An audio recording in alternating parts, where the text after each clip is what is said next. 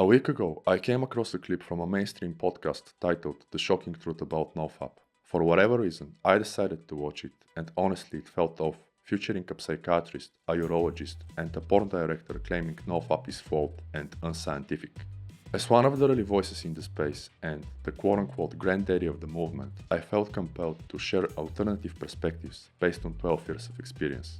This includes why and how my journey began and still proceeds, NoFap's impact on creativity, productivity, resilience, and performance, and some esoteric truths behind it.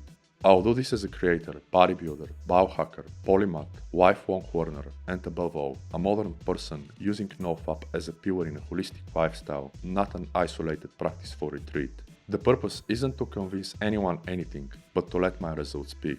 Simple as that. For those new to my work, I go by the name of POTB. I explore esotericism and practical methods for unlocking human potential, creativity, focus, and self-mastery. Stick around if that sounds interesting, and if you need magic manuals or diagrams, or struggle with hunger, body weight, or discipline, check my books and digital stores. You'll likely find something useful. Sex.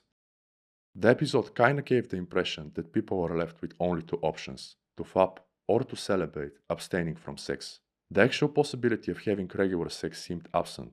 I found this preposterous, sad, and deeply disturbing. As shared in my first book and old content, having proper sexual intercourse with real women was my reason to quit fapping. To put it bluntly, porn and masturbation killed my ability to both get and sustain erections. Initially, I didn't know about it, but my high school sweetheart opened my eyes, warning me she wouldn't bother with me if I had fapped. I tried to limit before meeting with her, yet I didn't quit as I was heavily addicted. In my early 20s, I had an affair with a married woman over 10 years older than me, advanced, experienced, and unapologetic. Transforming and liberating, the experience involved an episode of her asking me why my dick wouldn't work while I felt all the shame in the world, mumbling something along the lines of, "I'd rather sacrifice my future erections just to have it work now." While she laughed at me, at that moment I didn't want to just quit porn. I felt an utter disgust with all the people who fap, the porn industry, and everything, especially myself. I was hitting the gym, yet somehow I also imagined chubby teenagers with gyno fapping and playing video games, thinking I really didn't want to be like them. Loud and clear, my inner voice said, "Then don't be." I quit and basically never looked back, enjoying every second of my time with the lady. And that was the beginning of my journey. Now in my mid-30s, my boners are actually more reliable than in my teens, cherishing my most meaningful relationship yet. Meanwhile, numerous younger males have tits and need dick pills. And this brings us to shame, behavioral control, and testosterone. So let's cover the first. Shame.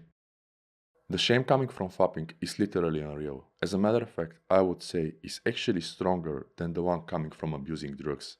People try to label it as some kind of a religious prudence, but this couldn't be further from the truth. I started fapping in 3rd grade. I lost my virginity either right before or after getting 12 with an 18 or 19-year-old girl. As far as nocturnal emissions, I never cared about those, but I pretty much never get any. Either way, I simply don't care. The fapping-induced shame is not immediate. It starts building as you mature, understanding what you're actually doing. For instance, having a partner to tell you because your performance in bed sucks. The shame comes from the deep awareness that you single-handedly destroy your ability to function as a human being. It is self-betrayal and defeat, and it deeply affects what Maxwell Maltz calls your self-image.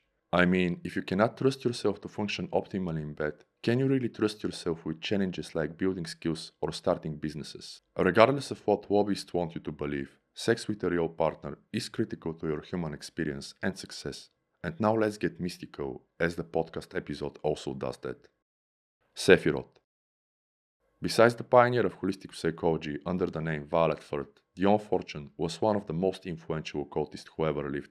In her words, without a proper sex life, there really is no life at all. Kabbalistically, your personal or quote-unquote subjective sex life resides in Netzach, the sphere of sex, love, luxury, etc. Netzach reflects Geburah, the higher principle of conquering and objective victory and success. In plain terms, Netzach means victory, whereas Geburah severity. While there weren't necessarily Kabbalists, this is why people like Napoleon Hill emphasized that well-accomplished people are also well-sexed. Behavior control. The podcast episode mentions behavioral control. While coming from different places, this is an area where we actually find common ground. Basically, their take is that due to exerting a lot of willpower to stop yourself from fapping, you kinda enable yourself to navigate other aspects of your life better. Now, I don't know how this actually works, as according to its two models, willpower is either a limited resource, which is kinda like muscle that gets fatigued, or it's a fluctuating emotion not permanently available for the same things. So here's my take. The more you fap, the more you condition yourself to be only good for fapping, not real sex.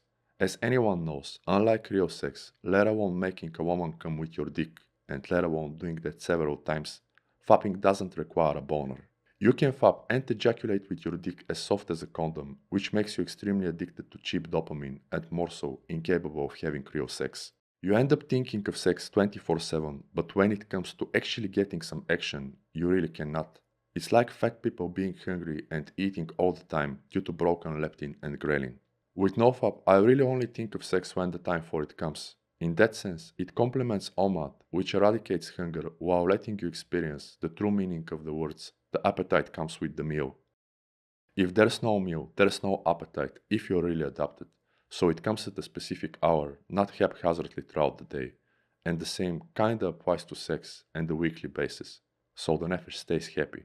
Given all this, behavior control cures naturally, without decision making, internal negotiation, or self control, all based on fragile willpower, futile against your primal urges. My take on 30-day challenges is that they are nothing short of mindless willpower exertion to reinforce your addiction eventually.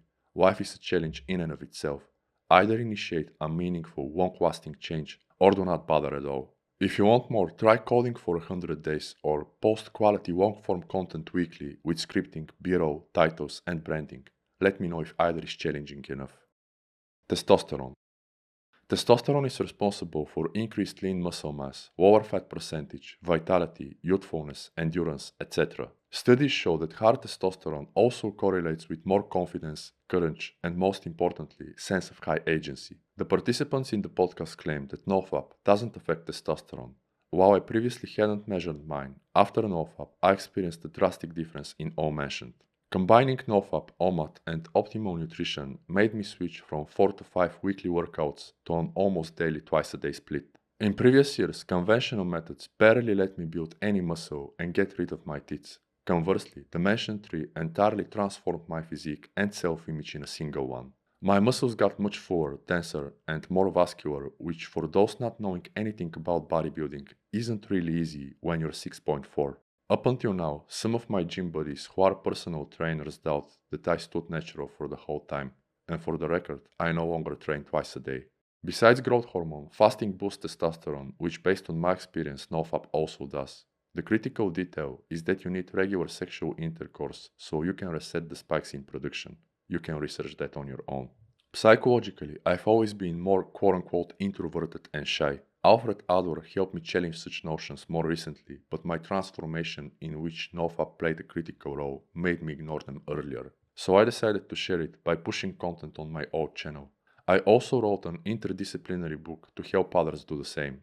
Years later, I still hate going in front of the camera, literally. I'm dead serious about that. Yet, I have something much more powerful than confidence.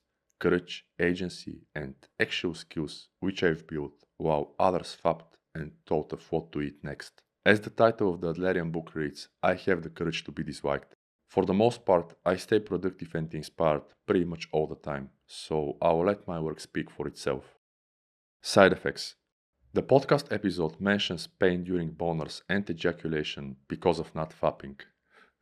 Up until now, I have yet to experience any of those. In contrast, I remember the burning pain when urinating at least once or twice a week before doing NoFap. At the very beginning of my magical journey, I was doing a series of rituals, culminating with the Supreme Pentagram. After switching to its most complete version I could get my hands on, I started getting random erections for about 2 weeks. It caught me off guard, but it confirmed something deep was shifting as a result of synergy in my lifestyle. I refined the practice, and it basically stopped. Eventually, I reintroduced it without issues. Still, it taught me that spiritual work does influence the physical. Up until this day, I still find the SRP one of the most physically enhancing rites, especially if your lifestyle is on point, which is one of the reasons it's part of my daily ritual stack on most weekdays. Regardi built his OBW on the SRP and advocated his mighty invigorating effects. Well, I couldn't agree more. Now I can ejaculate several times per week without a decrease in my performance, which wasn't the case when I started NoFap. Let me know your thoughts. Not an all-problem fix. The second place where I agree is that NoFap is by no means an all-problem solution. It simply makes you more capable of solving whatever problems you have. It cannot make up for a wife of a swap, but it can help you not be one. It won't make you jacked if you don't eat right and hit the gym, but it can help you with both. It also won't make you more capable or richer if you're not building your skills, products, and or services. So in a sense, NoFap is kinda like some general magic. It increases the probability or likelihood of something happening but doesn't do anything for you. Some sit down and write, others wait for angels and demons to do that for them. A third group does their rituals and writing, producing more and better quality work. NoFap can help you be one of them.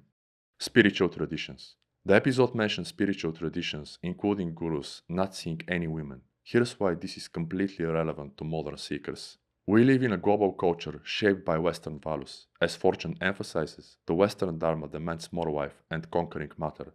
Only the pathological type seeks surrender and retreat, leaving unconquered land.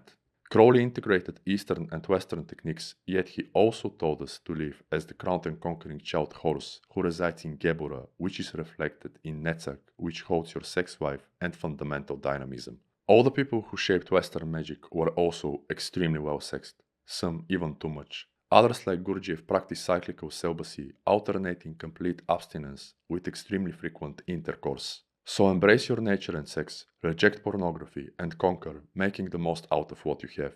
But that's just my opinion. Let me know if you agree, consider my products and books, subscribe, and thank you for your time.